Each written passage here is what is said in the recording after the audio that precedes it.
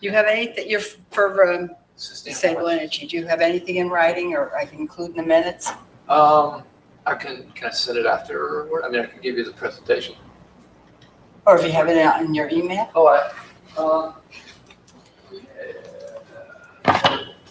Right, so I can email it to you? Yeah, can I do that? Yeah. You could do it tomorrow. I mean, I'm not going to be doing the minutes until probably Thursday or so. I'm sorry, your name is? Pat, Okay, I'm the clerk. great.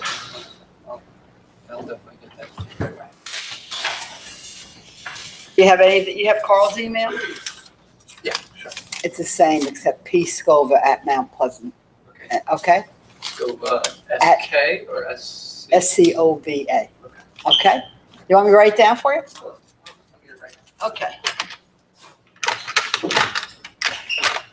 Hi there. Board meeting here? Yes.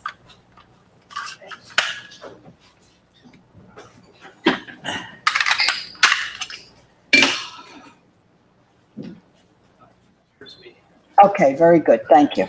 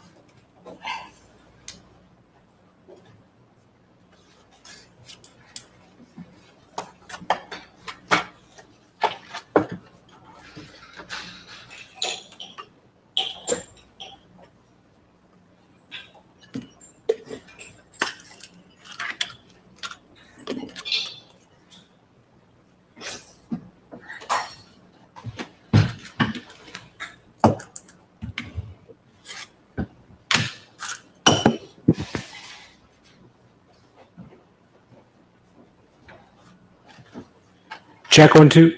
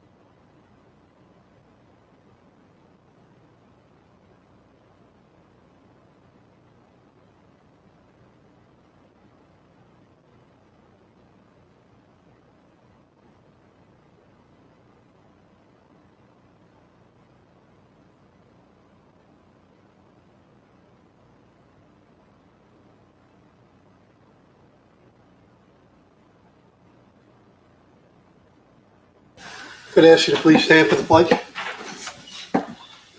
Pledge allegiance. Allegiance to the flag of the United States of America and to the republic for which it stands, one nation, under God, indivisible, with liberty and justice for all.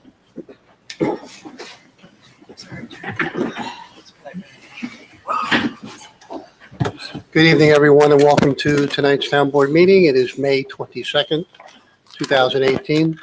The first thing on our agenda tonight is a presentation by Sustainable Westchester. And if you want to introduce yourself and Great, thank you very much. So, I'm Dan Welsh. I'm with Sustainable Westchester, no surprise, and I run the Westchester Power Program. It's the power aggregation program that our towns are participating in. Thank you very much for giving me a little sliver of time tonight to just give you a quick update and refresh and let you know what our sort of program for the rest of the year is, in case you want to plug in. okay, thank you.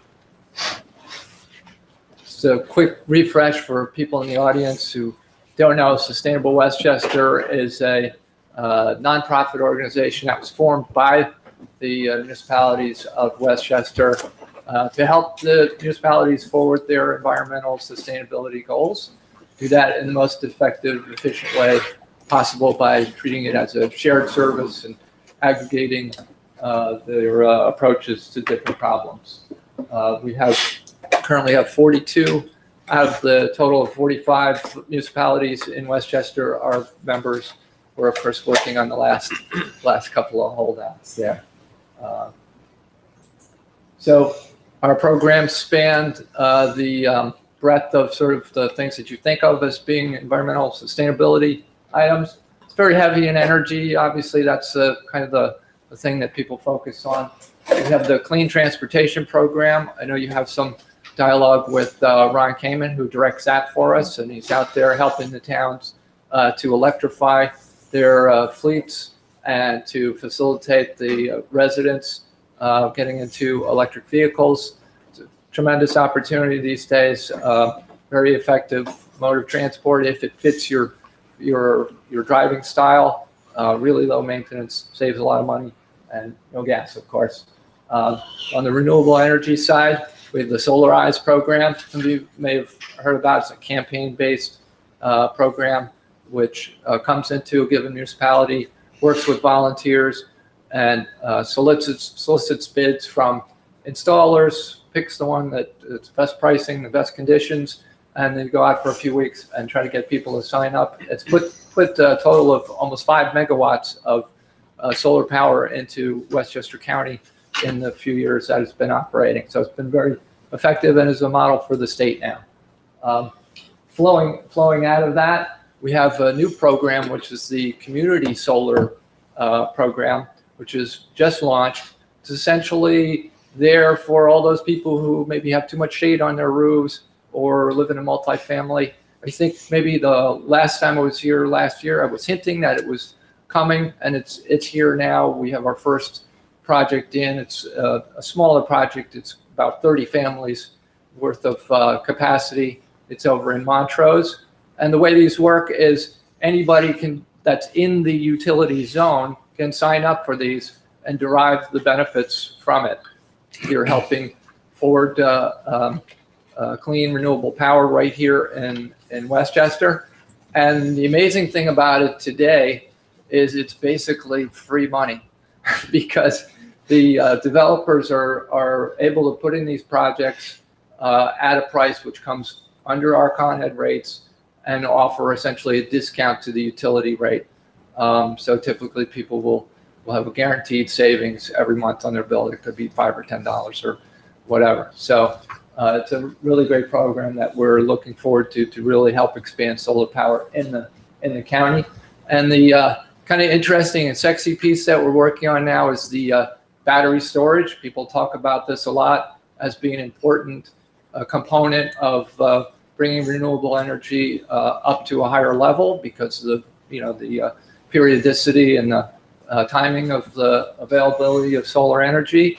And we have a gentleman in our office, Michel de La Fontaine, who's got some NYSERDA grants to help put together a pilot. We're on a school district where he'll have a battery component, which will help shave their peak demand and add to a resiliency for the school and save them money. So that's going to be really interesting to see how that plays out. Could be a model for school districts all around the county, and indeed commercial operations as well.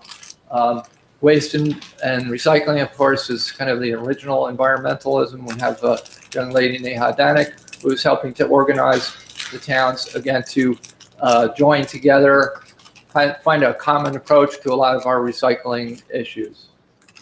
And one thing which is just coming into formation now, and we're on the cusp of working with NYSERDA on that, is clean heat. That basically refers to swapping out your gas or oil-fired burners for heat pumps, and that would be either ground source heat pumps or air source heat pumps. And air source heat pumps have been available now for a little while. The cold climate versions that you can use in certain circumstances. Ground source heat pumps have been in use in Europe and Northern Europe in a long time. Very seldom seen in this area. We're going to facilitate it being much more easily available and financially doable for folks. So that's coming in the next few months. Of course, Westchester Power is the kind of the flagship program now for the Sustainable Westchester organization, and is what we're here to really just update you on. And at its heart, it's essentially a bulk buying program, which helps us to gather all our purchasing leverage and go out into the market and get the best conditions we can for our residents for their power supply. Would that be comparable to like an ESCO? Yes.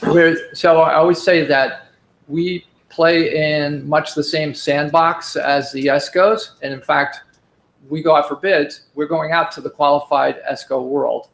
But we run under a little bit different set of rules. And the most significant difference is that it's an opt-out program. So as a municipality opts in, the residents who are currently just in plain vanilla Con Ed power and don't already have a contract with an ESCO, they automatically flip in unless they choose to opt out. They retain all of their options to opt out or to sign up with another ESCO or whatever they want to do. But the default becomes being in the program. That allows, obviously, a larger aggregation because, frankly, most people don't pay much attention to their bills and what they're doing. So most people end up in the program, and it's up to us to make sure that they are getting the best conditions possible. And we'll see more of how the performance has been. On the opt-out thing, this has been a problem with us since we got it. Understood. We were concerned with telling residents we're changing over your electric bill now, and it's going to be supplied by Solarized Westchester. But I'm worried about people not understanding that, and we're not forcing anybody to do anything. Is it going to be confusing for people, or do we send out something initially telling people this is what could be coming?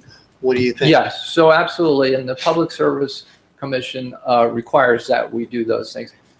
Before I jump back into that, though, I would like to arm you with what I think is the best, I won't call it argument, but response to the idea that we're switching people out, and with a reminder that when you move into town or move to a new apartment or house, you call up Con Ed to say, hook up my power, you're not really making a choice at that point of what power you get. You're getting basically the day market off of the New York ISO, and you get whatever comes through. So in this case, all we've done is we've said, we're going to have a default, which is based on our choice. We're going out, we're trying to get bids, we're asking for the conditions that we want, a fixed contract so that you're not seeing the spikes in your rate. We have the green products because we're trying to do the environmentally correct thing, and still leave people if they, for some reason, we have people call up and they say, I just like Con Ed, and then they opt out, and that does happen, But once you kind of get people to that place where they understand, hey, this is just another choice in the range of choices. They usually don't take to But it. their bill actually is still coming from Con Ed. Yeah, It's just, Con Ed is I guess the delivery, and you would be the supplier. that's exactly what this. Yeah, Thank you should for have that. read So, that first. so right, since the late 90s, with the deregulation of the power industry, the bill has basically been split in this way.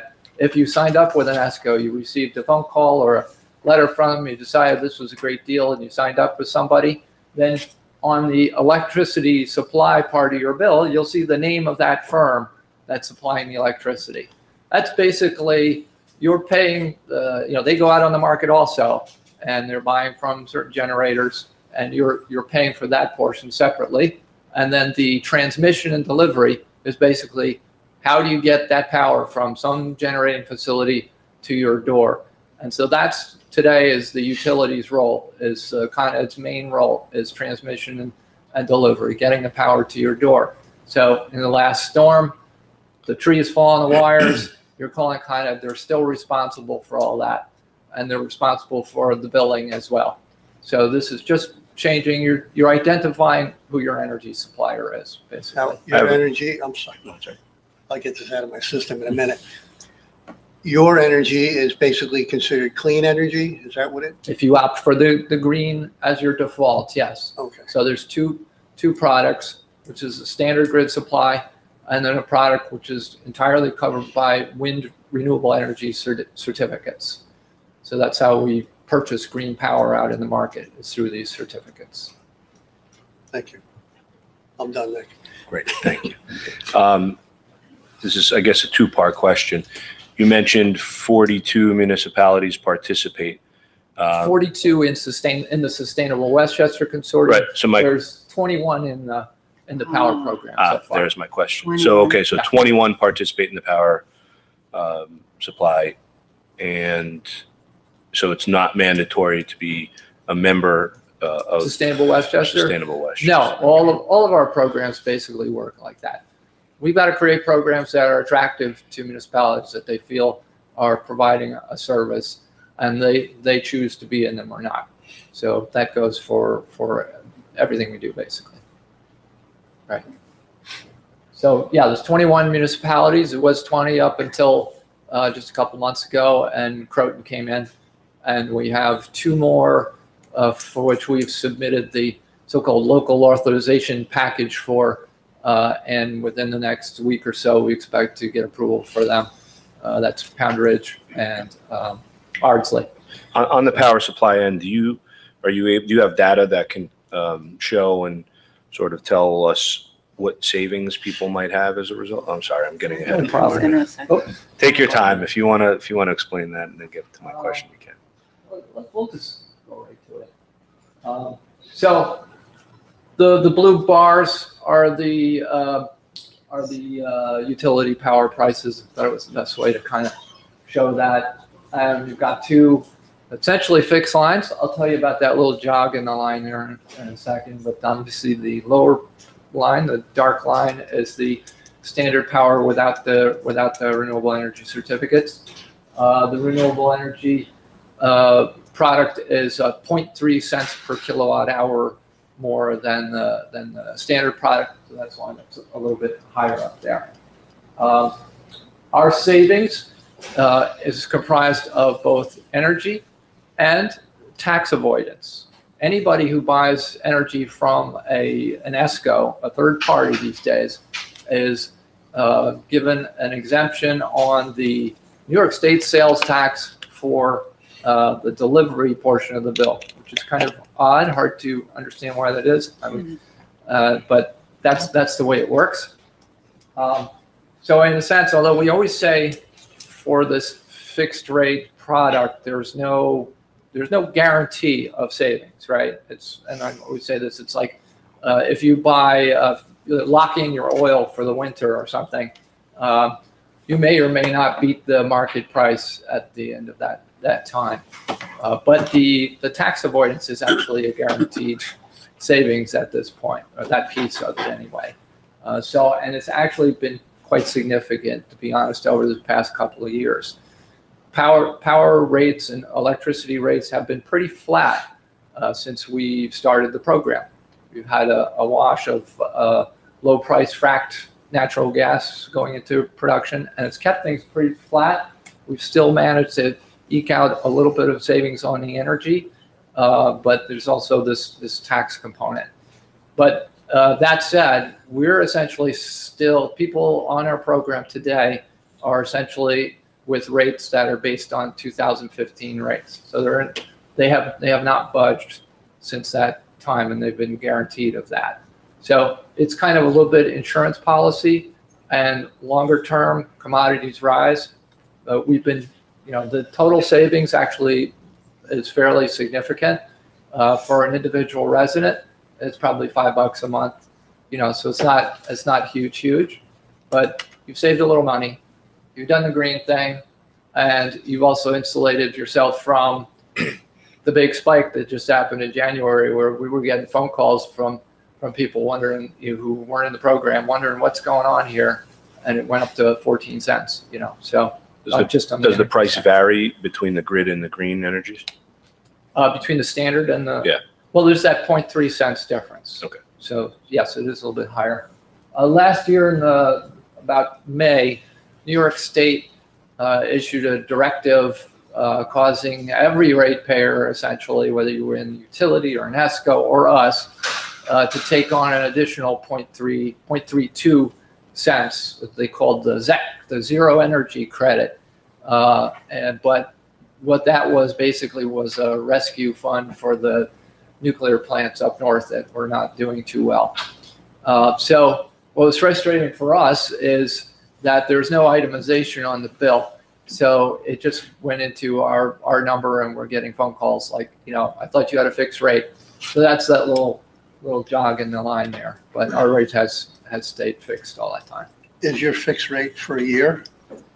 It was fixed for, it's going to the end of December for this contract, and it ended up being 32 months. We had a 24-month with a no termination, default, keep going clause in there. So as long as nobody decided they wanted out, we kept going. The rates were looking pretty good, so we just kept going with it.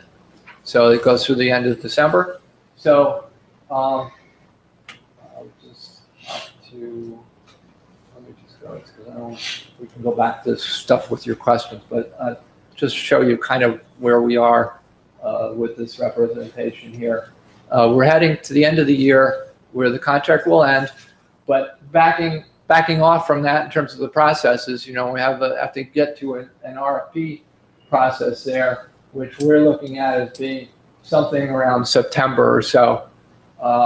In order to get there, anybody who wanted to slide into the new contract at that time should have completed the 2 months required outreach. The PSC wants to see that. So when we go into a town, these new towns that just joined, we had 2 months. That doesn't mean you're out on the street every day, but we had a number of events over those 2 months, whether it be hearing, or we go to the library and we have a little session on some afternoon. We advertise that people can come. Do that for a couple of months, record that, send that in together with the local law, which you have to pass an enabling law in order to participate, and a copy of the opt-out letter, and then the PSC comes back and approves it. So that has to all happen before that RFP process in September. So I'm just trying to show you. After the RFP process, they just added a new step where with the new contract, and now the price and everything, they want you to go back out for one more meeting in the community. So that just got added to our process, which is the additional outreach meeting. Once you complete that, you go out with your notification mailing. So now the program's going to launch. There's a 30-day opt-out period. Now you can opt out anytime, no charge or anything, but that initial opt-out period is special because if you opt out then you were never in. So if you opt out later, you say you've been in for a bill or two, and it takes 1.5 cycles generally, essentially, to come back out again. So that's the process, that 30-day process, and then we roll in, where people start rolling in January, depending on their meter read date. That's when they come in. So my message in this is just to say, if there is an interest, and you wouldn't need to, make that final commitment yet, but if there's an interest in exploring, continue to explore this, then I would recommend that we work with you to find some appropriate settings to do some outreach. As I said, it could be very simple in any public space that people frequent. We can put out some information. We're considering this program. Here's the detail on it. Give us your feedback. Do that, and that you would stay sort of in the schedule for deciding, okay, this is looking okay. We'd like to submit our package. And even when you do that, we send in the package to the PSC. If they approve it, that allows you to come in. You're not committed to come in until we really sign on the RFP. We'll have an MOU which commits to the contract at that point, so we can get bids based on it. That's the point at which you would be committed. So do you need the local law approved before you do an outreach? No, not before the outreach. That would want to go also in that submission. We'd want to have a copy of the certified copy of the local law.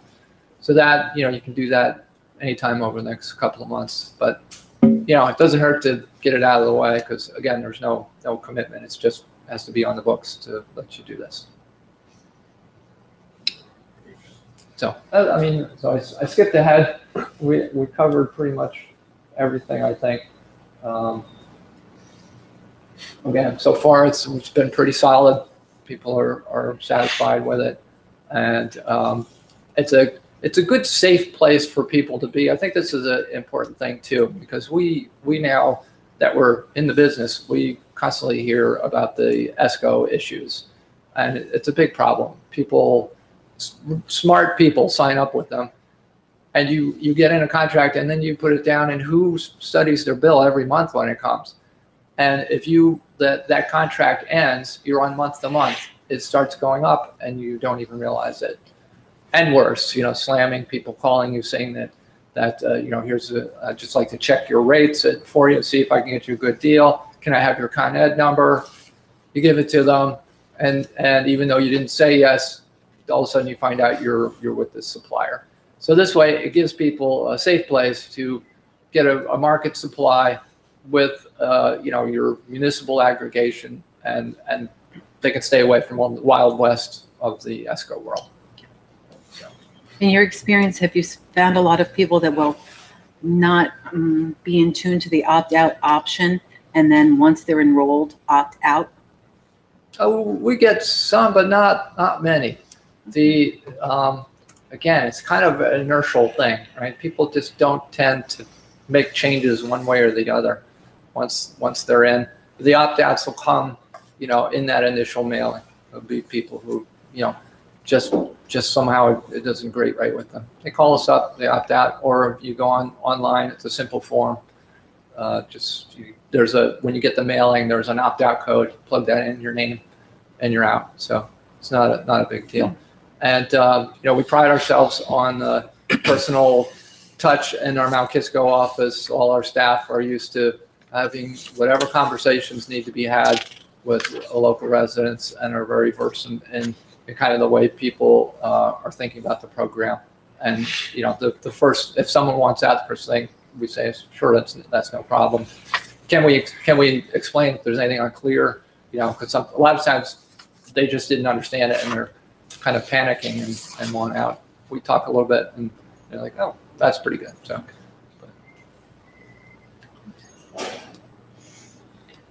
Any other questions?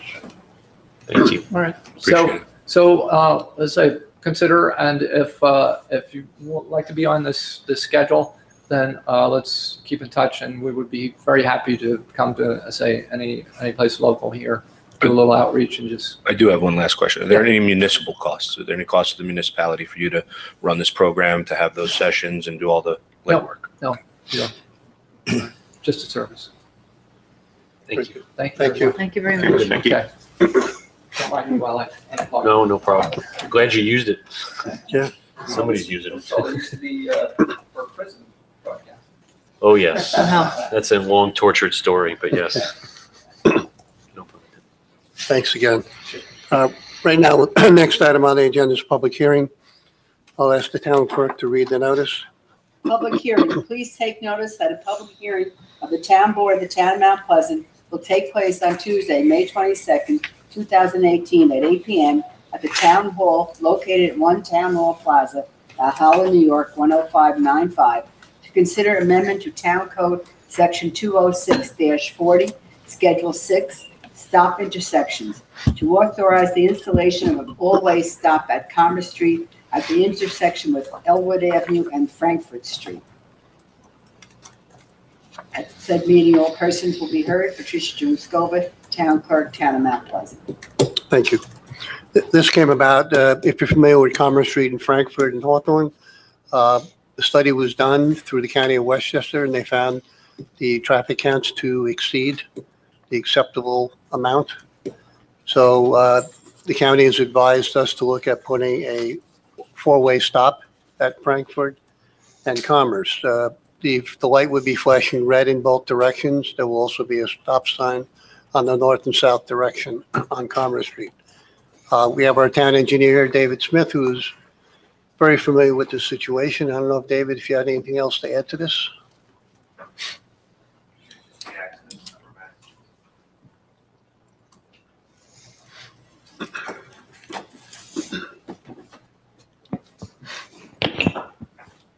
Good evening. Just wanted to kind of highlight the accidents or the crash data that was reviewed. We performed 2 collision diagrams, which analyzes the amount of accidents that occur.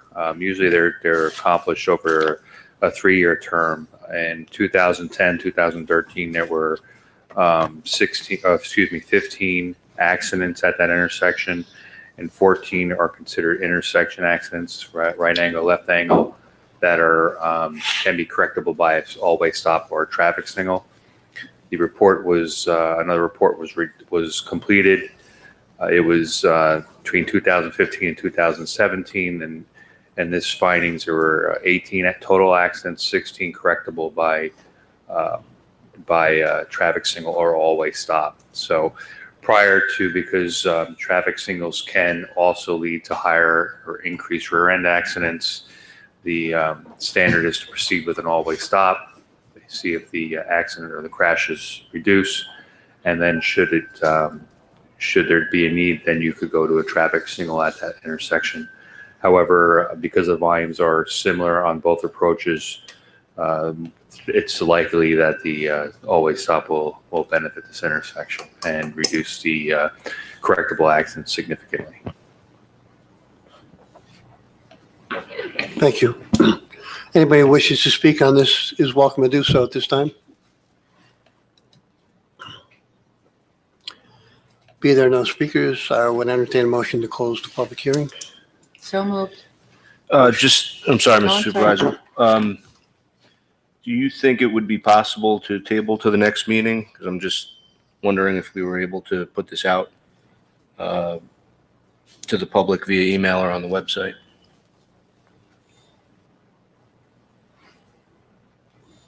There was just a notice in the paper, I believe. Is it a time-consuming issue, time-sensitive issue? It was announced at the last meeting too, but. Right, no. I don't think there's an urgency, if you wanted to, Think so? Think it might just be fair, just to give a little more time for. a couple more accidents, we just had to call you. I do have to accept that responsibility, I suppose, but I just know a lot of people aren't aware of it yet, and it is a very well-traveled intersection. All right, we can, Resolution 287-18 will be a motion by Mr. DiPaolo to table it. Just a quick question. So would we actually be keeping the public hearing open then? I guess that would be Yeah, we're not closing it. correct. Okay. So the motion would be to continue the public hearing. By Nick? Motion by Nick, Colin, I'll second it. second by Mr. Rubio. All in favor? Aye. Any opposed? Motion carries. Next item is bids and awards. On a previous resolution, it was, wording was improper on it. The price was wrong. $100 per ton. It never made it to the original acceptance of the bids. I think it's really green patch, not bituminous material.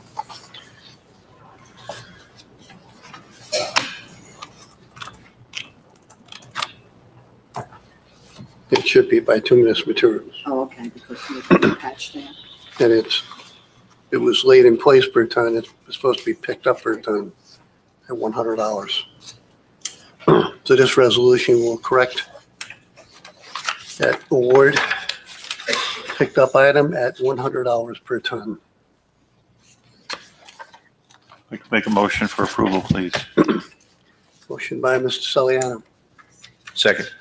second by Mr. DiPaolo. All in favor? Aye. Any opposed? Motion carries. Next item is the approval of the CSEA white collar contract. This is the last of all of our contracts. All of our contracts have gone on for quite a few years, and we're happy to finally settle this. All the details of the contract are pretty much the same, excuse me, as the blue collar contract that we approved a couple weeks ago. This contract takes over from 2016, December of 2016. Extends to December 31st, 2021. The actual term of the agreement is January 1st, 2017. Their contract ended at the end of 2016. So this resolution will approve the CSEA contract white collar.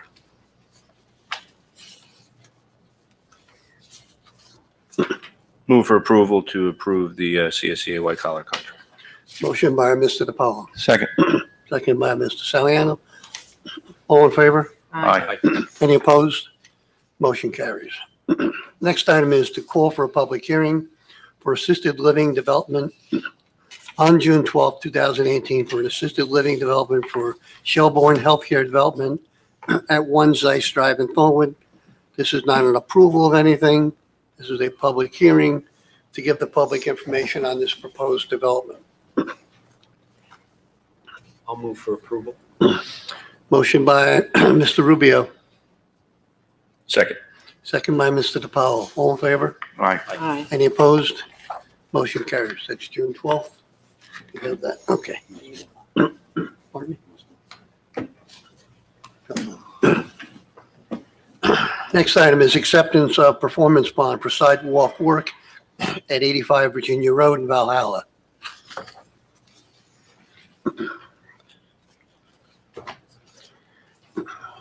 This is, the owner is Virginia Hillside LLC, performance bond for work, sidewalk work and other improvements required according to planning board resolution.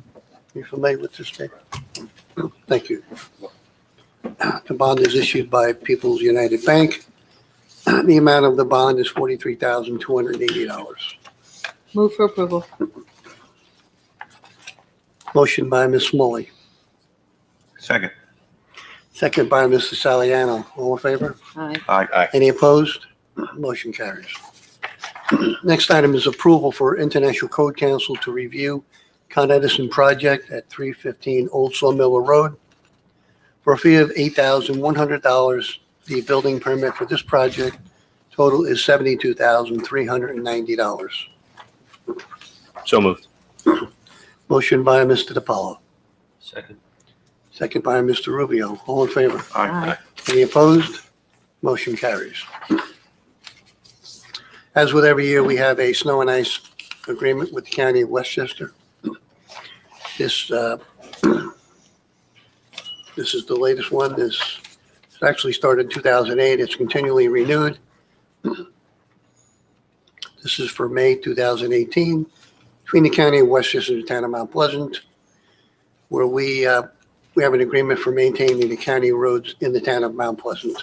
That's only for snow and ice removal, not blacktop or repairs or anything like that. Move for approval. Motion by Mr. Rubio, Second. second by Mr. Saliano. All in favor? Aye. Any opposed? Motion carries. Next item is a final lump sum payment for John Dunwoody. He's retired, a longtime employee for our highway department. We wish John the best in his retirement. John's total payout is $6,083.33. That's for accumulated sick time and vacation time. Move for approval. Motion by Ms. Smalley, Second. second by Mr. DiPaolo. All in favor? Aye. Aye. Any opposed? Motion carries. Next item is a refund for a town county tax bill for 743 Bedford Road in Sleepy Hollow, which was approved by the County of Westchester Tax Commission. Original bill of $5,696.24 must be canceled. Bill should have been $1,014.50. The balance of $4,681.74 must be re-levied. And this is from Jim Timmings, our assessor. Move for approval. Motion by Mr. Rubio, Second. second by Mr. Saliano. All in favor? Aye. Any opposed? Motion carries. Next item, every year, we're required to pay for examinations for our employees that operate in confined spaces, such as manholes and those type of things. We're required to have 11 individuals examined. Total is $375 each per examination. I believe they kept the same price as last year. Total of this purchase order number 18709 is $4,125. Move for approval, please. Motion by Mr. Saliano, Second. second by Ms. Smalley. All in favor? Aye. Any opposed? Motion carries. Next item is a referral to the planning board for, this is a building on Commerce Street in Thornwood, 879 Commerce Street. The applicant is Demoski Architecture, owner Dina Ticchetti. This building originally was a residential building. Right now, there's commercial on the main floor. They're requesting some changes by the planning board to allow them to have residential on the lower level and residential on the top floor. We would like to refer this to the planning board for their analysis, and then they will get back to us with their recommendation. So this resolution will allow us to refer this application to the planning board. Move for approval. Motion by Mr. DiPaolo, Second. second by Mr. Rubio. All in favor? Aye. Any opposed? Motion carries. Next item is approval to hire Philip Markuszewski as an unpaid intern in the town clerk's office. Move for approval. Motion by Ms. Smalley, Second. second by Mr. Saliano. All in favor? Aye. Any opposed? Motion carries.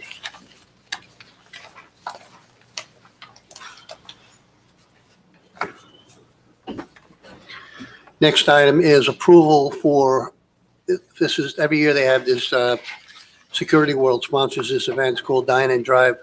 They use our town hall parking lot on Sunday. This will be June 3rd this year from 7:30 to 11 a.m. This resolution will allow them to use the parking lot during those hours. Move for approval, please. Motion by Ms. Smalley, Second.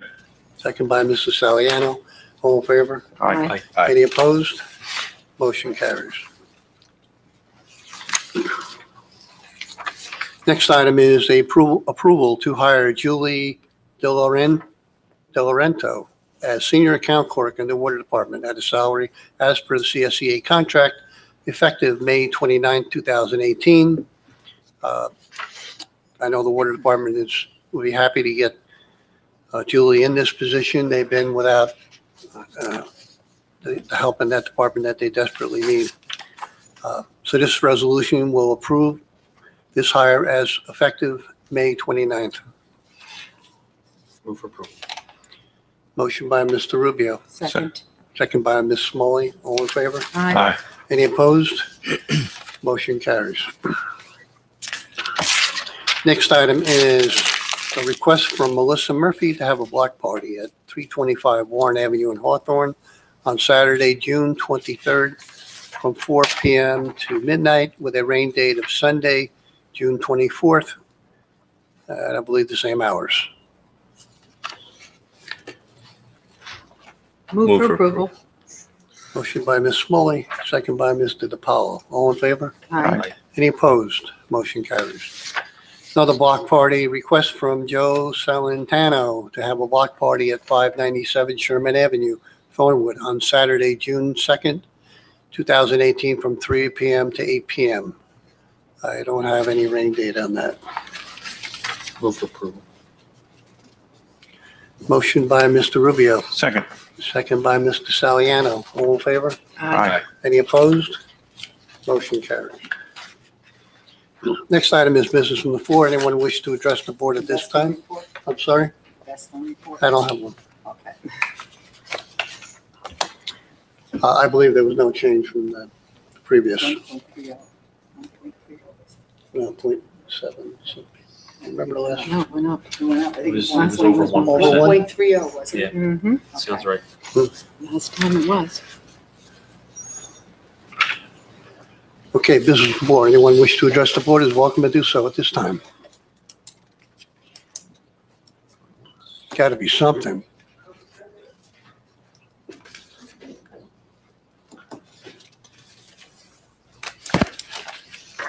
Airport noise.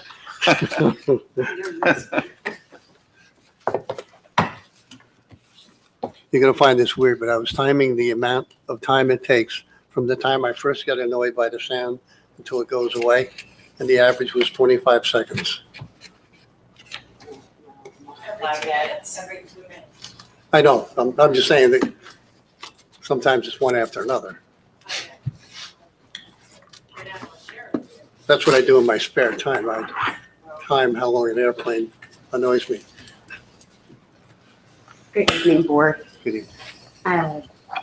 Jordana Silverstein, and there's a whole bunch of us here this evening. We've been tracking all the flights, and it's shocking to me, and I've been trying to track them, but to get everyone's input. Today, there's a minimum of 111 flights, minimum. There are so many more that aren't on the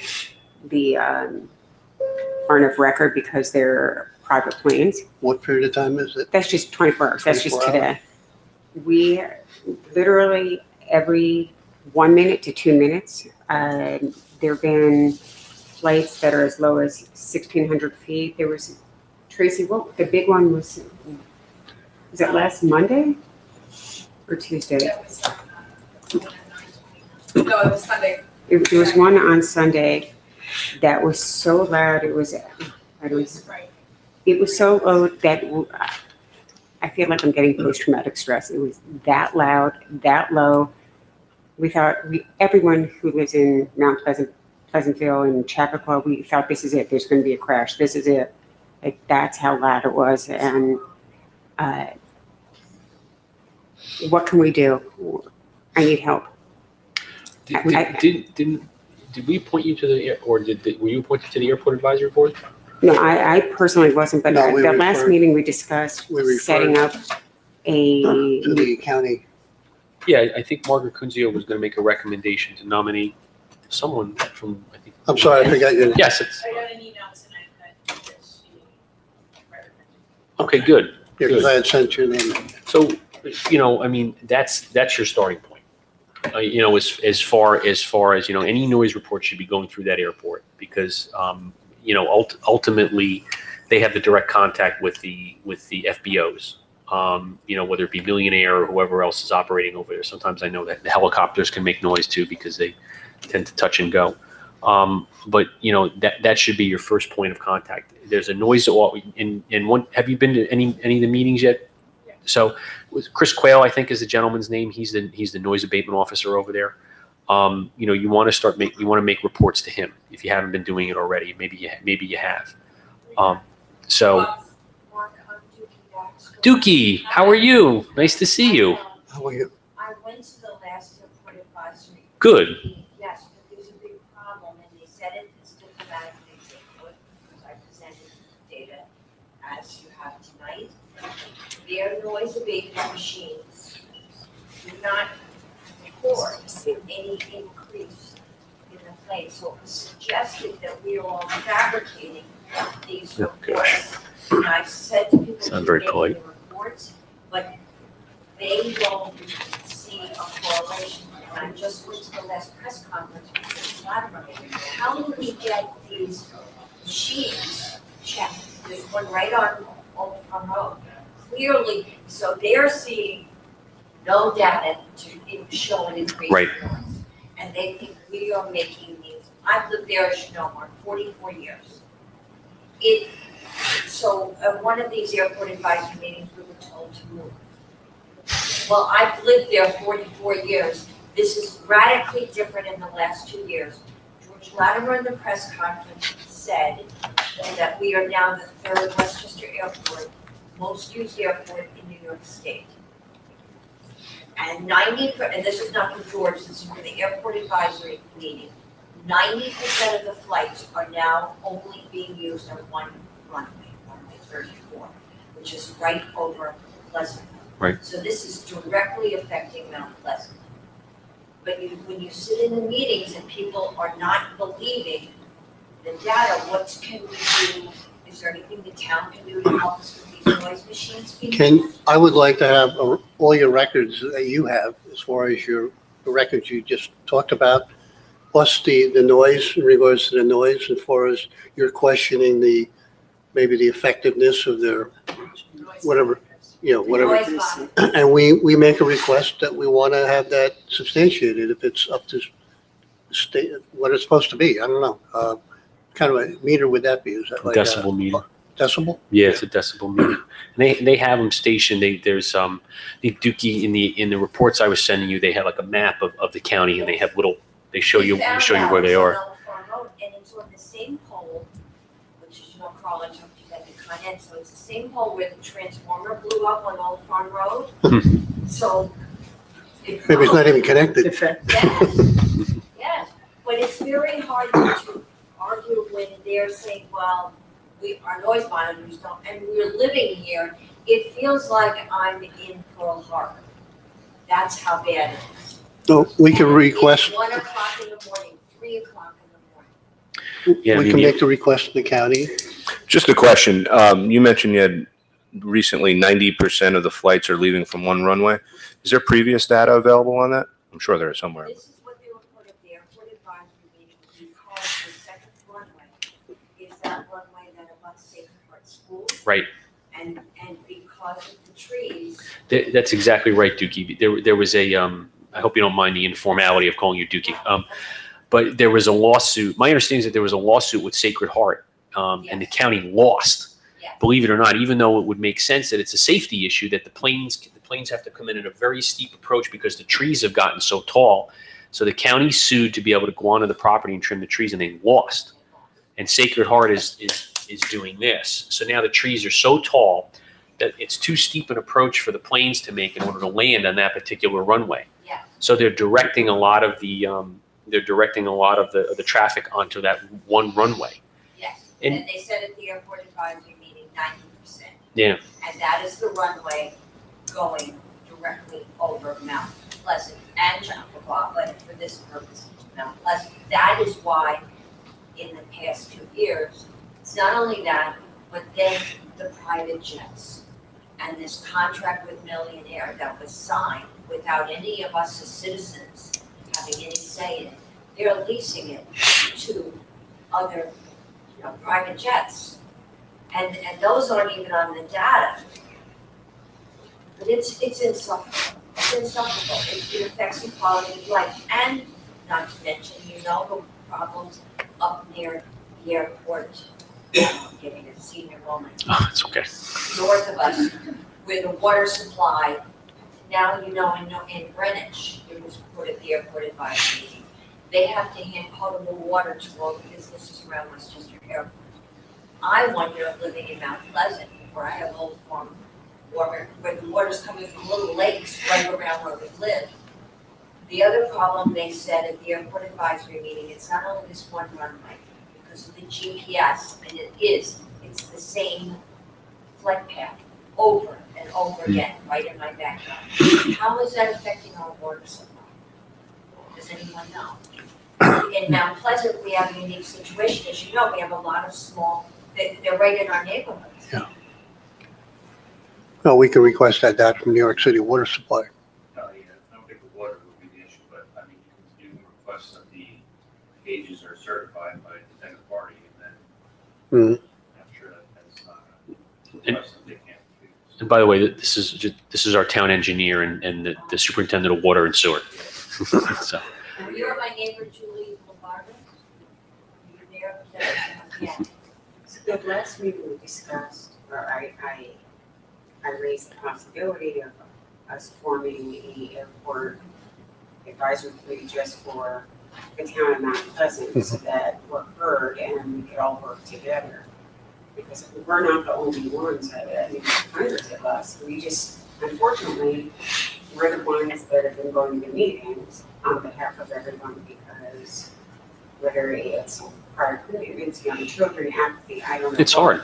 But it's really hard to get people up and out at 8 o'clock meetings, but we're here and I don't want to keep doing this, like, I need help, but I have to because I want peace and quiet at some point, Sure. and I'm at my wit's end, I don't know what else to do. I need help. So can I ask the young lady, excuse me, ma'am, what is your name? Tracy? Tracy? Tracy. Okay. So Tracy has been approached by Margaret Kunzio to be nominated to be on the airport advisory board, correct? I submitted to Okay. Tracy's name. Okay. But what you're asking for is a local committee that is sanctioned or sponsored by the town of Mount Pleasant? Because I'm informal, so that we could strategize or come to some type of game plan to get our voices heard, because this has been going on for how long? 2 years, and we've gotten nowhere, and it's getting worse. And I assume at this point, we've included the county officials on this.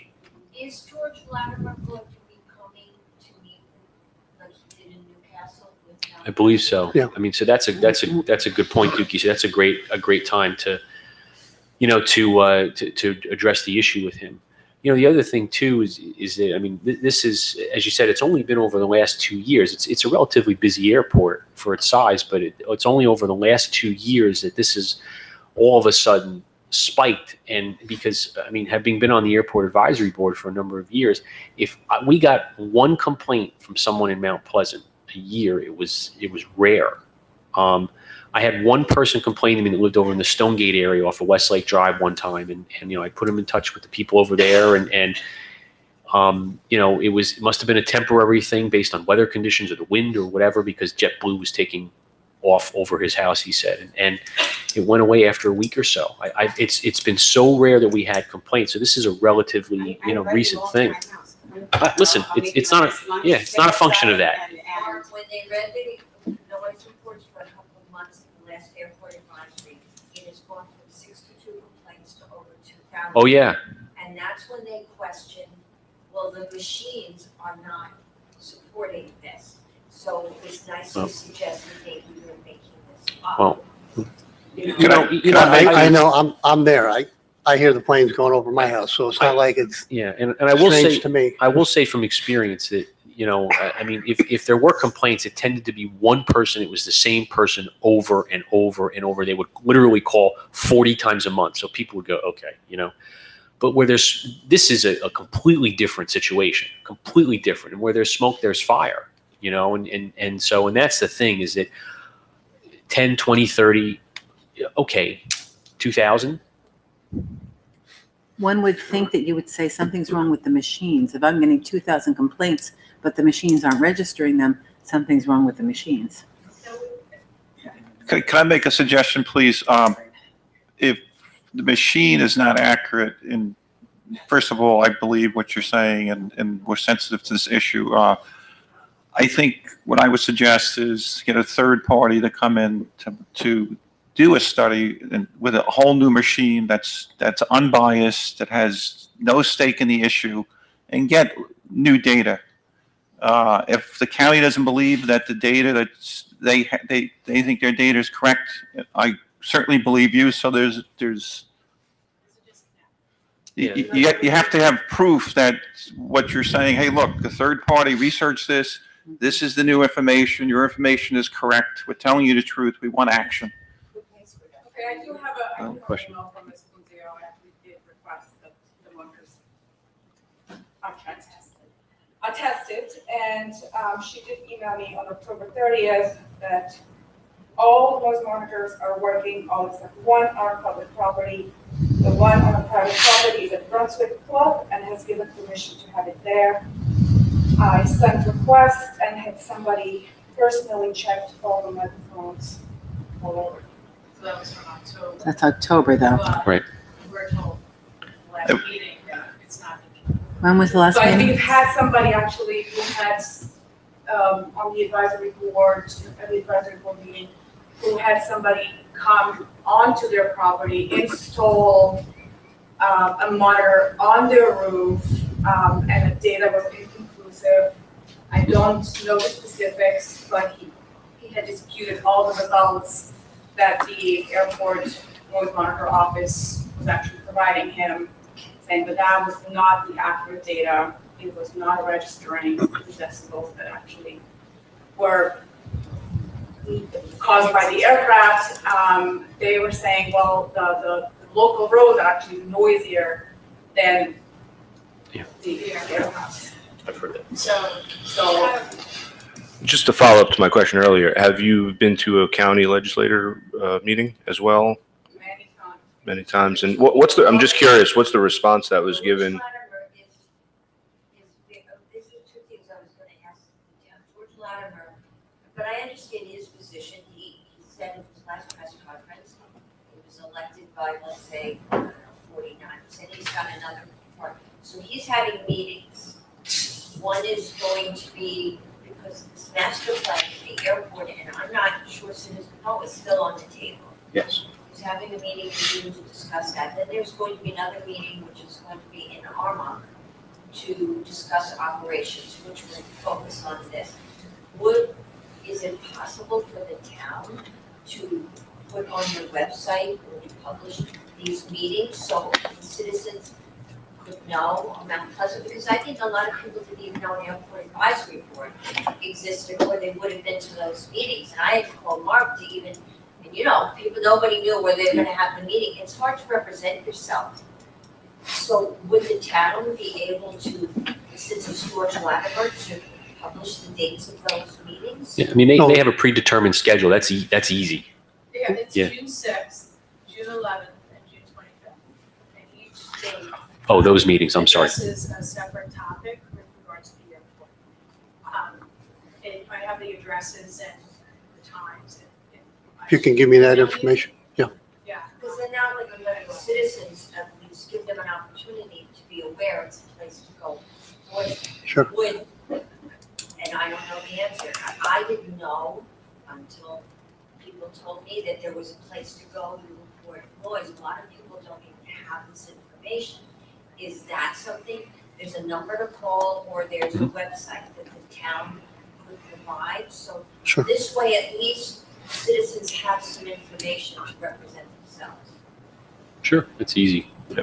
Can we go back to Jordana's request that we take a look at forming a committee? Isn't that what you were saying? That's sanctioned by the town of Mount Pleasant? Sure, I have no problem with that at all. You don't want a tremendous group, but maybe if you get a handful of people that could focus on these issues. So, I'm happy to put names together and then one. Well, that we could establish a time that might be convenient for all of you to meet. You can meet here.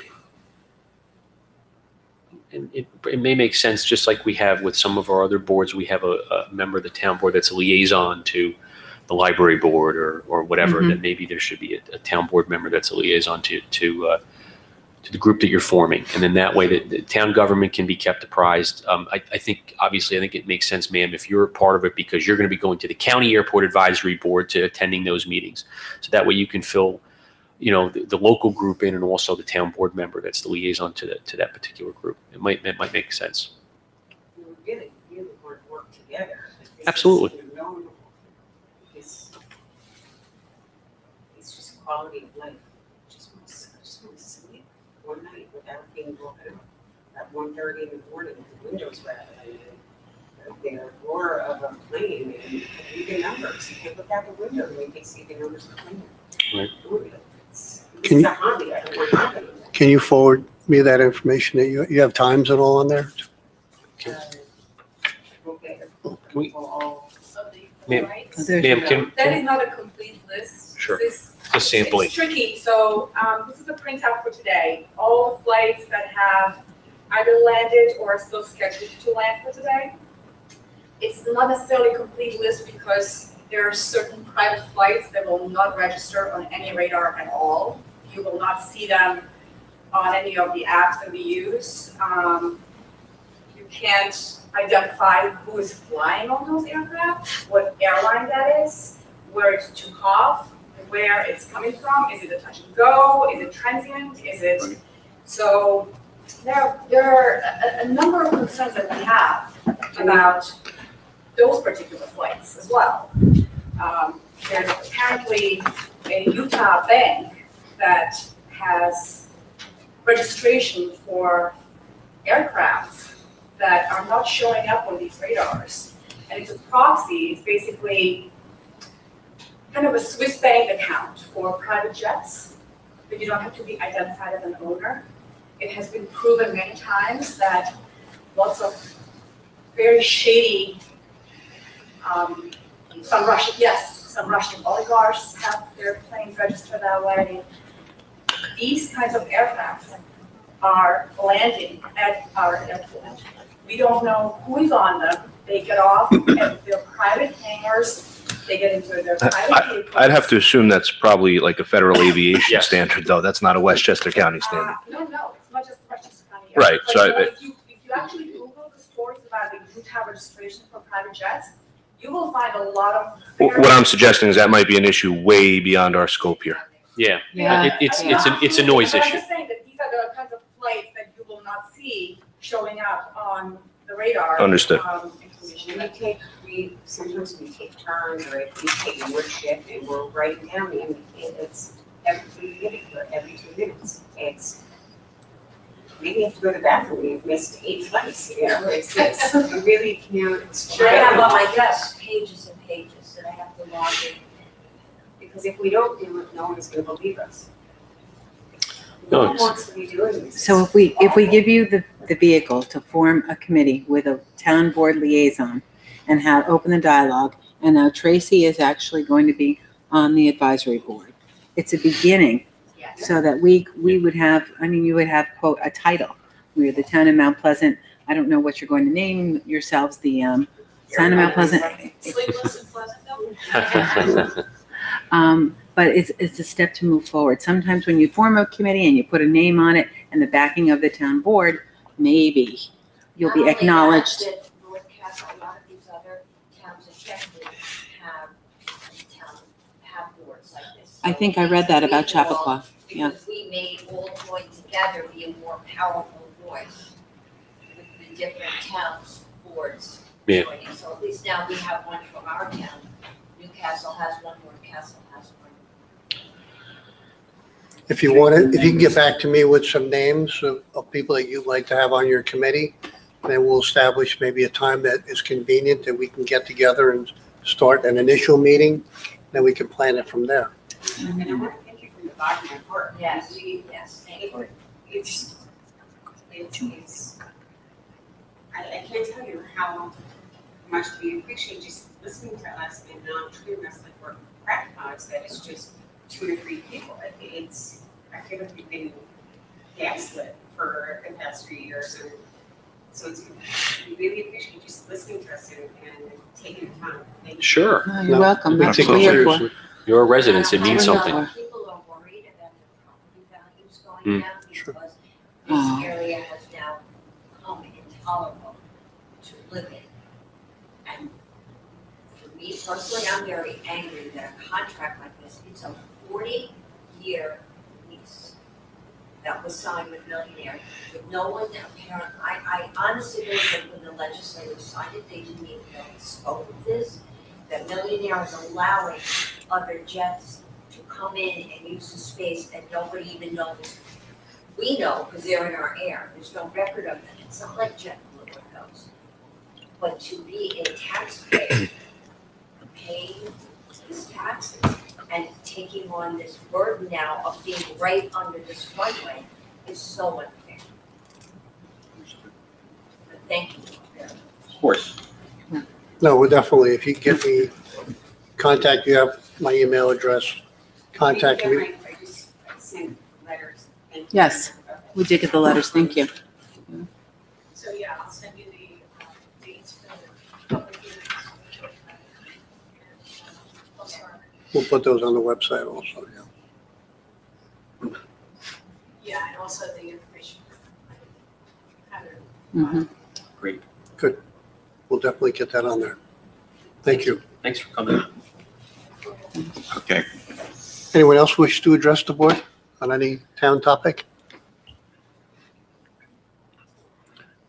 So we'll move on to our town clerk's report.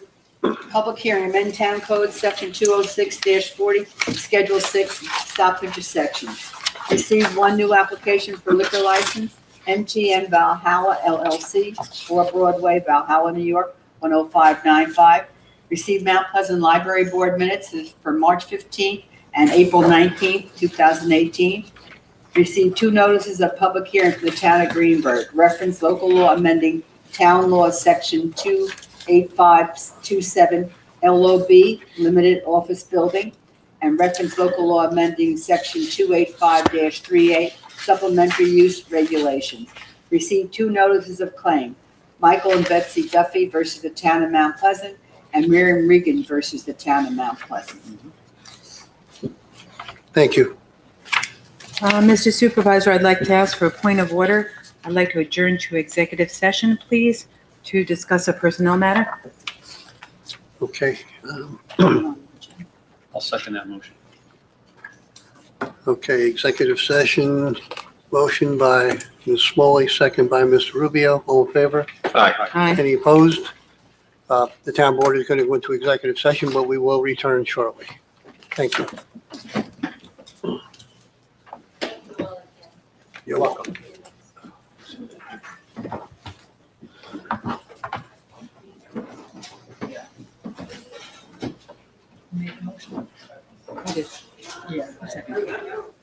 Who seconded, Mark or Nick? Mark.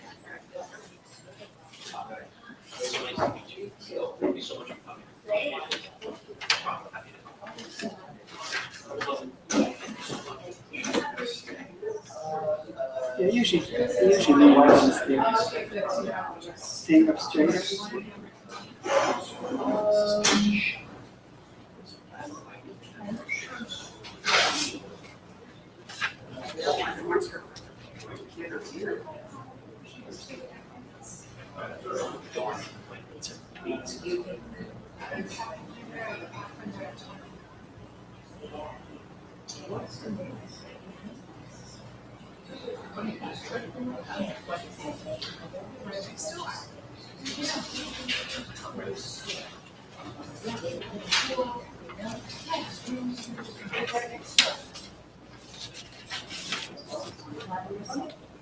Joel.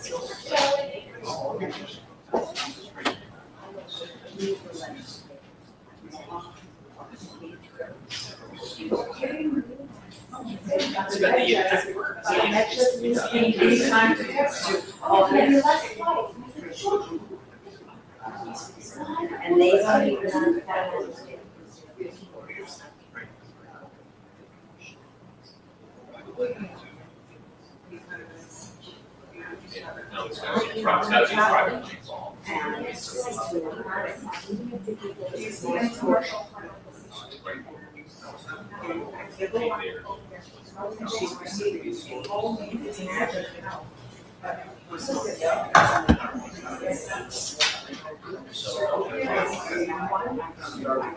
We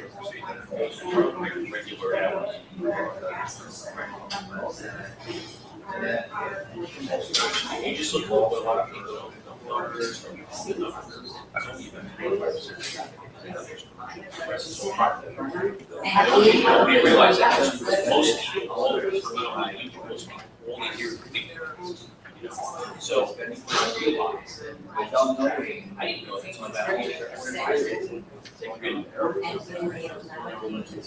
What's the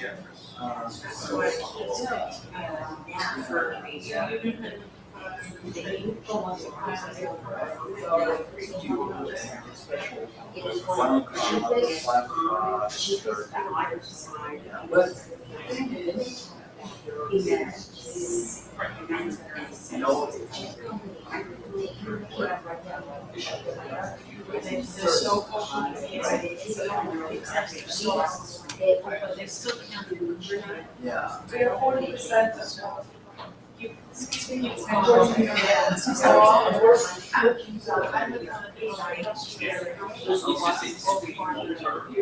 because they say, oh, spend money or fire police.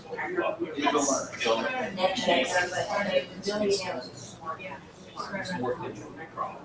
Yes. Yes, thank you. You go ahead.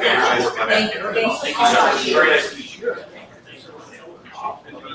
Take care. Congratulations. I know you might want to see a picture. Nice to meet you. Thanks for coming. Appreciate it.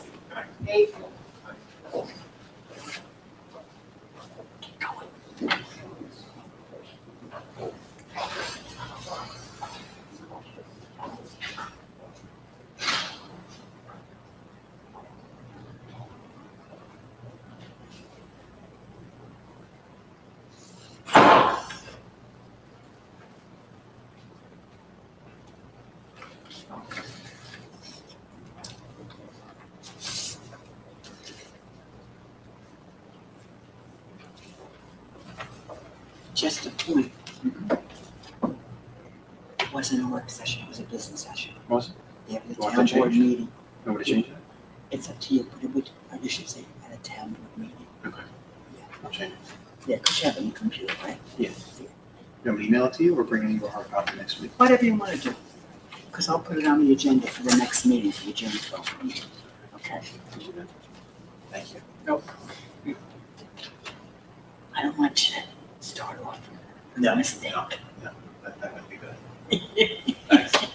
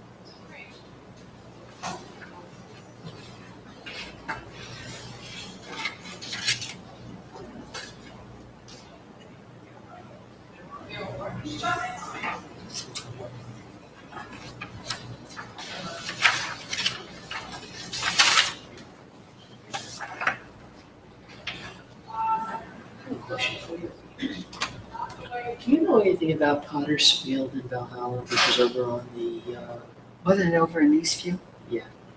do we have any records that would show who was buried in Potter's Field? I don't think so.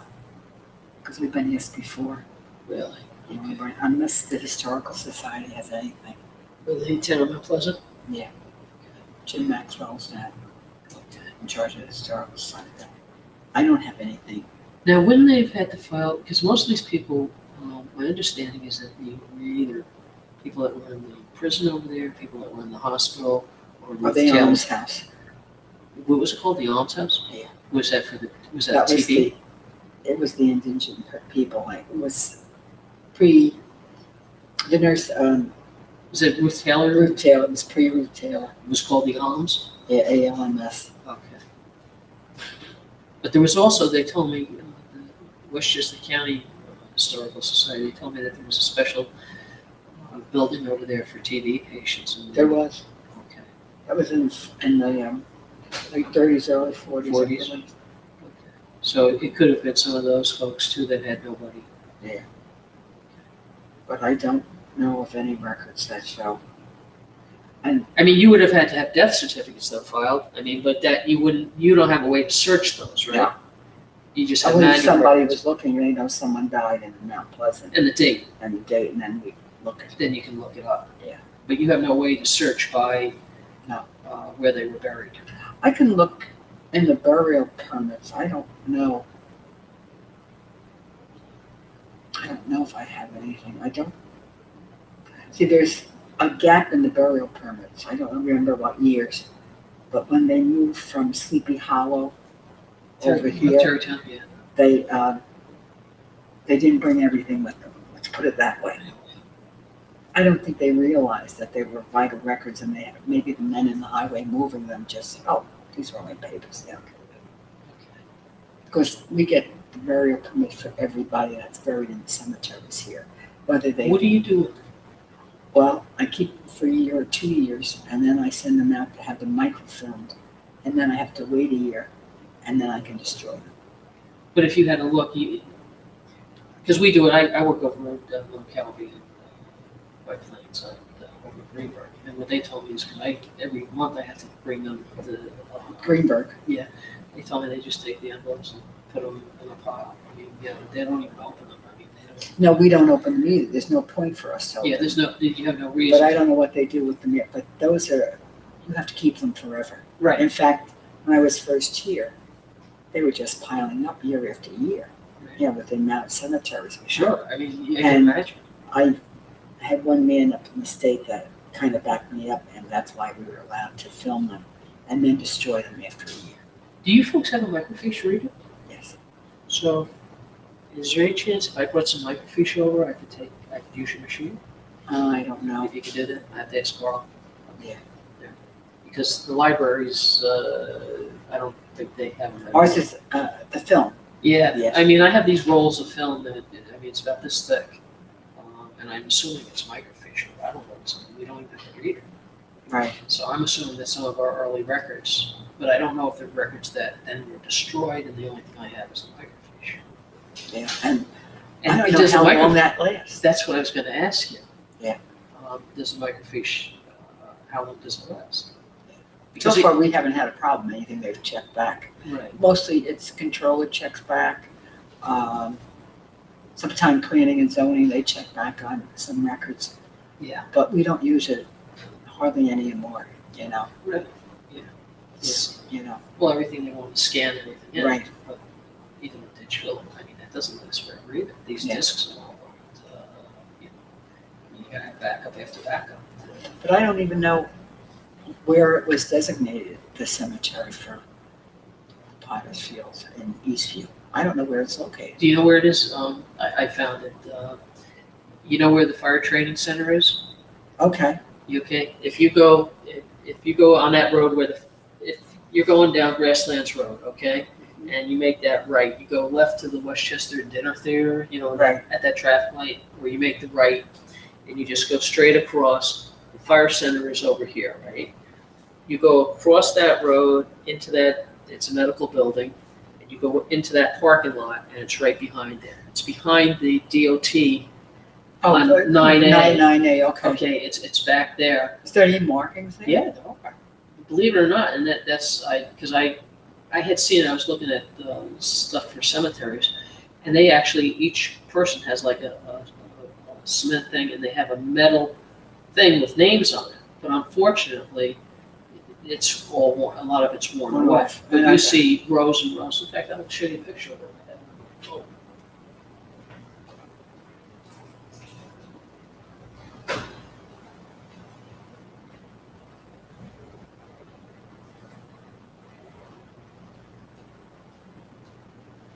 Now, if someone gave me a name and a date, if you could read a name and a date off one of those, then I could always look and see if I had a death record.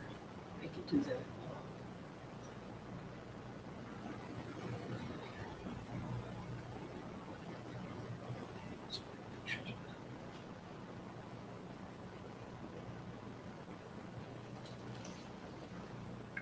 Oh, wow, and they're above ground, so they. Yeah. Yeah, so the ground, the ground hasn't. Well, swallowed but them there's about 150 graves that were moved, Okay. because they were gonna put a road through there, according to what the county said. And they also told me to check with New York State Historical. Here's a baby that's buried there. Wow. See, it's very difficult to. Baby, yeah. It's difficult to read the names. Yeah. But, see, sometimes we got people that'll come and want to know if so-and-so's buried in our cemetery. Now, not all records are computerized, so I have to go back in the old books and look. A lot of times they don't necessarily have names. Do you have books or do you have copies of the burial permits? We don't keep the books. No, you don't keep a copy yourself. Which is amazing to me. Here's one that's close, but you can see it's to your right. Yeah. It looks like Edward something, right? Howard. Howard looks like, I don't know, IV something. But maybe I'll go over and see if I can find one that With I'll a walk through date there or something, with yeah. dates or something, and that would be easier for you to We can see if we have that. to search them. Because like I said, sometimes people will come and they'll line up so-and-so's buried, and it's like, well, what other cemeteries are there here? Give them, Gate of Heaven, Kensico, and so forth. I think maybe 10 times I've had someone want to have a copy of a burial permit. Yeah, nobody's ever even. One kid was doing a project on Rachmaninoff, and he wanted a copy of the burial. Well, I couldn't give it to him anyway. Right. But he wanted a copy of that. But they've asked for him, but then I'll say to them, well, that's a big job to find it. Oh, yeah. Yeah, because when Gate of Heaven brings it over, they bring over the month of December, and you just put in an envelope. That's all. Yeah, that's all you do. Yeah. I mean, it's an order as far as when the dates of burial are, but there's no other order. I mean, we just put a paper clip on it, put it in the envelope, and well, luckily we don't have that. Yeah. Here, thanks. Okay.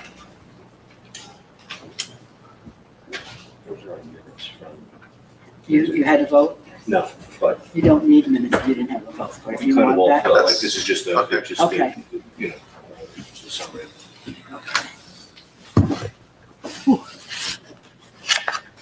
Okay, where's that? Here it is, okay. Spread my nose to be sure that they get salty.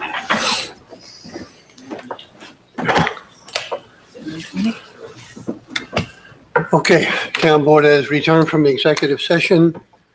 The minutes were given to our town clerk for record. Mr. Supervisor, I would like to bring a motion to the floor, please. Okay, just for record keeping, the executive session resolution will be 302A. Okay. And then the motion by Ms. Smalley would be 302B. Go ahead, Ms. Smalley. Okay. We would like to make a motion to direct the town's human resource consultant to solicit qualified candidates for an anticipated department head opening on such terms and conditions as the town board may determine. Motion by Ms. Smalley, Second. second by Mr. DiPaolo. All in favor? Aye. Any opposed? Motion carries. Thank you. So our HR consultant will be directed. He'll be in here on Friday. We'll give that information to him. You want me to do a certified resolution form? Yeah. Thank you, Pat. Look, Move on to council reports. Councilman Celiano. Good evening, ladies and gentlemen. My reports from the Controller's Office. The following claims are submitted for town board approval. Receiver of Taxes, Software Consulting Associates Incorporated, from June 18th to May 19th, $880. From attorney Bond, Shonick and King, PLLC, April 18 legal services, $2,398.50. From Harris Beach, PLLC, Francis A. Nicolai, $5,834.38. Legionnaires of Christ Incorporated, $1,190. New York City DEP, $1,710. Tax delinquencies, $1,100. Tin Can Holdings, $5,458.27. The total for that category under attorney is $17,691.15. Moving forward to Town Hall Building, Caracal Heating and Cooling LLC, boiler room $996, controller parts $199, three-way valve $784.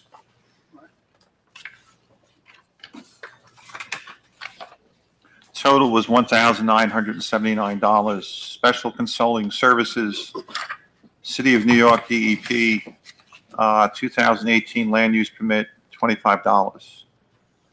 Moving forward to parks, City of New York DEP, 2018 land use permit, $3,101.15. From adult programs, Cameron Kelly, adult fitness, $880. Ballroom dancing, $480. Ballroom dancing B, $480. And total body sculpturing, $440. And Yoglates, $440. From Junimison Groups LLC, Margaritaville Play, $2,385. The grand total was $5,105. From the pool, Bell Aqua Pool Supply Incorporated, $67.36. The Great Armadillo Printing Company LLC, $3,177.77. From Bell Aqua Pool Supply Incorporated, $1,574.29. Again, from Bell Aqua Pool Supply Incorporated, for calcium and sod, $152.68. The total for the pool category is $4,972.10. From youth programs, Mount Pleasant Central School District Youth Basketball, $3,380. From youth day camps, the Great Armadillo Printing Corporation LLC, this is for camp shirts, $6,268.10. From the Planning Board, Cleary Consulting, this is March 18th, Project Administration, $1,250. From General Repairs, Peckham Industries, 134.97 tons of blacktop that costs $10,477.44.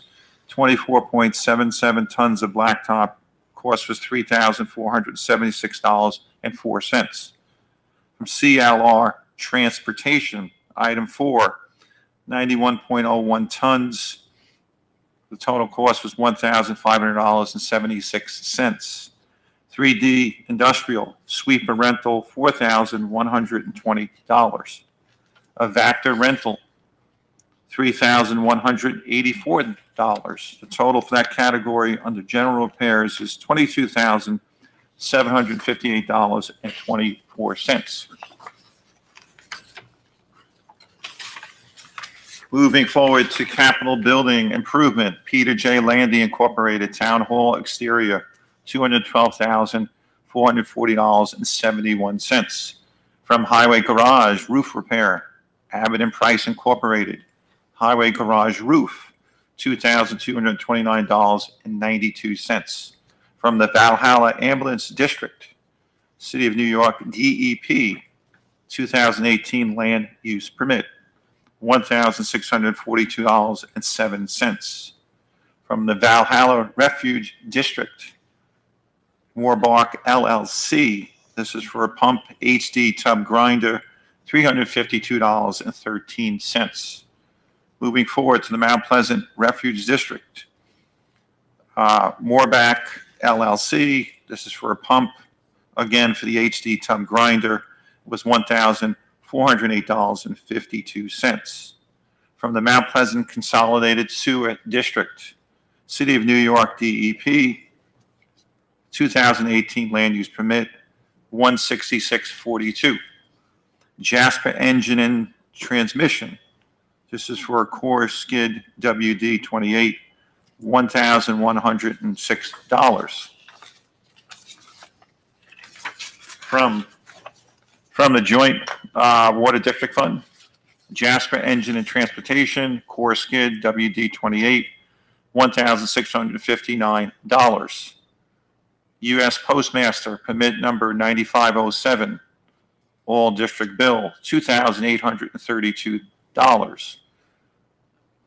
A total for that category is $4,491.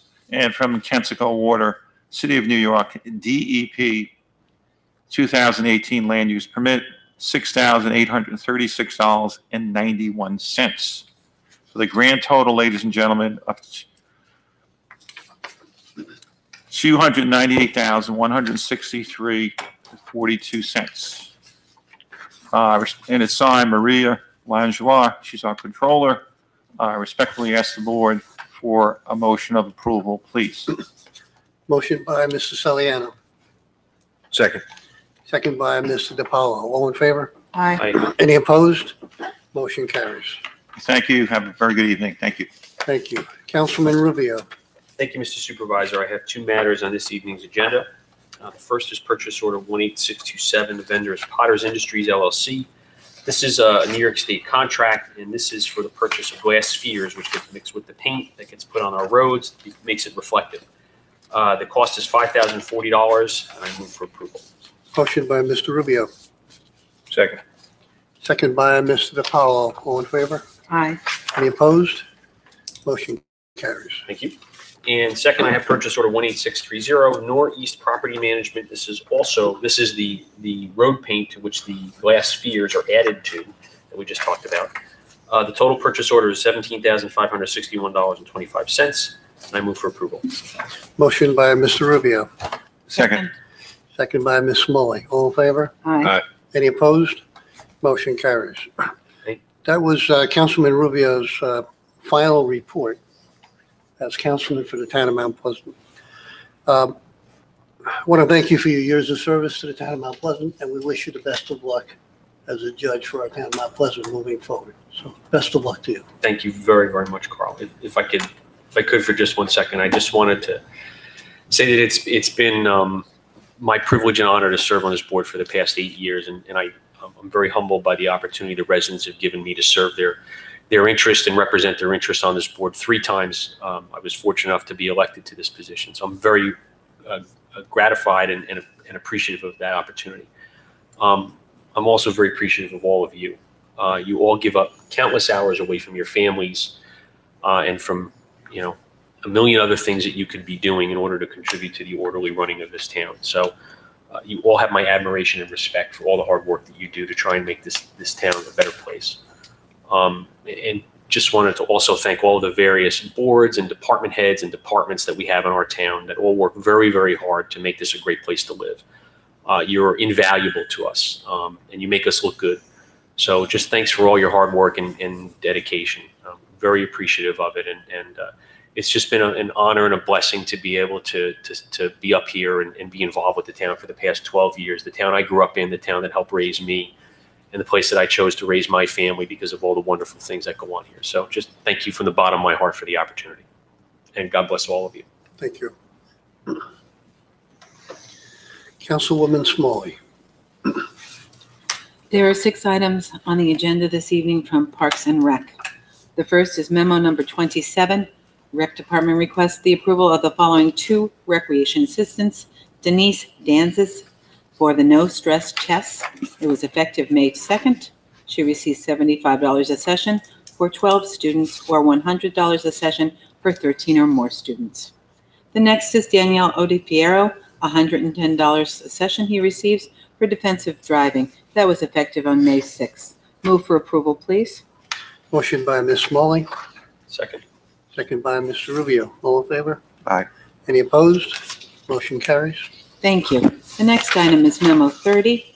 Recreation requests the approval of Mary Stevenson as a part-time recreation assistant to instruct Zumba Gold, which is senior fitness at a rate of $50 per class, effective on May 17, 2018. The participants in this program will pay $3 a class to participate. Move for approval, please. Motion by Ms. Smalley, Second. second by Mr. Saliano. All in favor? Aye. Any opposed? Motion carries. The next item is Memo 31, and this is approval to hire Rebecca Faso as an unpaid intern from May 7th to June 6th from 9 a.m. to 3 p.m. daily. Move for approval, please. Motion by Ms. Smalley, Second. second by Mr. Rubio. All in favor? Aye. Any opposed?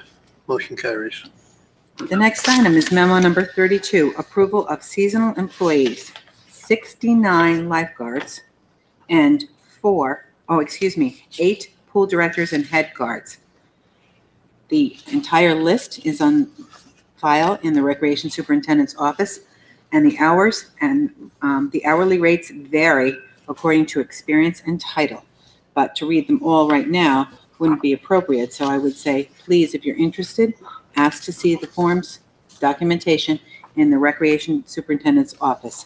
All employees will be effective as of May 19th, 2018. Move for approval, please. Motion by Ms. Smalley, Second. second by Mr. Saliano. All in favor? Aye. Any opposed? Motion carries. The next item is memo number 33. Rec and Parks request the approval of the following 8 park employees. There are 5 Parks groundskeepers and 2 superintendents and 1 Parks groundskeeper that is currently working full-time and will switch over to be part seasonal as of 6/25. Again, the hourly rates vary and they are on file in the Recreation office. These are for groundskeepers and supervisors, otherwise known as park rangers. Move for approval, please. Motion by Ms. Smalley, Second. second by Mr. DiPaolo. All in favor? Aye. Any opposed? Motion carries. Thank you. The last item is memo number 34. Recreation and Parks requests the approval of Christina Portanova as a temporary recreation assistant effective May 14th, 2018 at a rate of $12.50 an hour. Move for approval, please. Motion by Ms. Smalley, Second. second by Mr. DiPaolo. All in favor? Aye. Any opposed? Motion carries. Thank you. Thank Last notification is that the pool will be opening Memorial Day weekend, so please come in and get your family passes and enjoy the season. Thank you. Thank you. If I could just add something on to Rick. Tomorrow night starts our Concert in the Park series with a special musical presentation from the Mount Pleasant Schools K through 12 music program. They'll be putting on sort of a showcase of their different talents, 7 o'clock at Carroll Park. It's free. It's great talent. Try to make it out there to support them. These kids work hard, and they really appreciate the opportunity from the town to have a venue in Carroll Park. So if you can, make it out there, 7 o'clock tomorrow night, Carroll Park. And then, of course, the rest of our concert series, we'll advertise it further, but it's on June 14th, June 28th, July 19th, August 2nd, and August 16th. And again, we'll advertise those individually as the dates draw closer. And thank you, Nick, for your efforts organizing this with the Recreation Department. My pleasure. Now, Councilman DiPaolo. Thank you. On behalf of the Highway Department, there are 3 items on the agenda this evening. The first is purchase order 19006, and that's seeking authorization to purchase microsurfacing for the following roads. It'd be Rolling Hills Road, Halsey Place, Sleepy Hollow Extension, and Linda Avenue. The vendor for this service is Gorman Brothers, and the total for all of the roads, it will be $93,936. Move for approval. Motion by Mr. DiPaolo, Second. Second by Mr. Rubio. All in favor? Aye. Any opposed? Motion carries. Second item on the agenda is for purchase order 19009, and that is seeking authorization to purchase 2 new filling equipment trailers. This would include the freight costs that are associated with that. And the vendor for this is Pine Bush Equipment, and the amount is, the amount for both trailers would be $18,373.04. Move for approval. Motion by Mr. DiPaolo. Second. Second by Mr. Saliano. All in favor? Aye. Any opposed? Motion carries.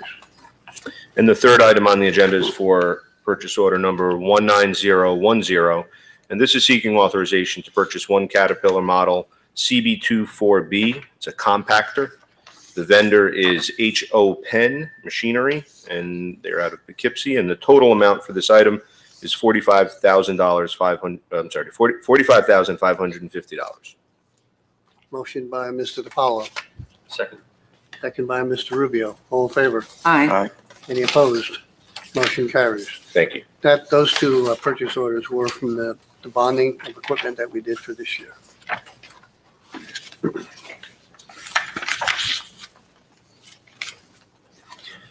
Next is the town attorney's report.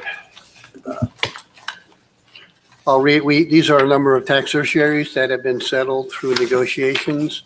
First one is approval of the settlement 2010 through 16 tax certiorari matters brought by 42 Wheeler Avenue affecting property located at 42 Wheeler Avenue in Pleasantville. The backup the county attorney has, I don't have the numbers, but these are all through negotiations. So $300 refund. Move for approval.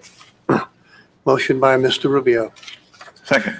second by Mr. Saliano. All in favor? Aye. Any opposed? Motion carries.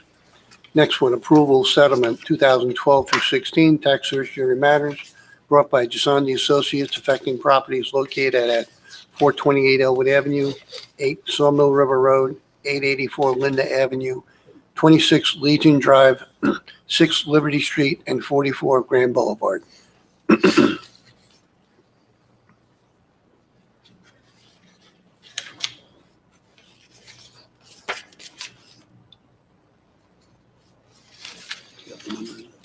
Yeah, there's a lot of. It's on The total Schedule A. refund is $47,200. Total.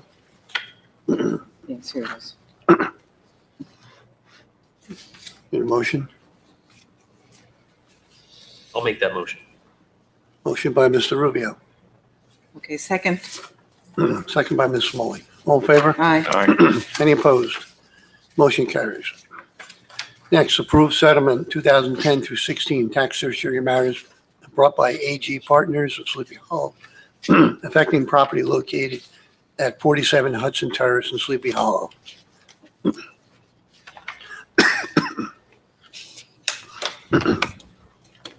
Refund's $300. I'll move to approve. Motion by Mr. Rubio, Second. second by Mr. DiPaolo. All in favor? Aye. Any opposed? Motion carries. Next one, approval of settlement 2011 through 17 tax certiorari matters brought by FREM 22 LLC affecting property located at 22 Sawmill River Road in Hawthorne.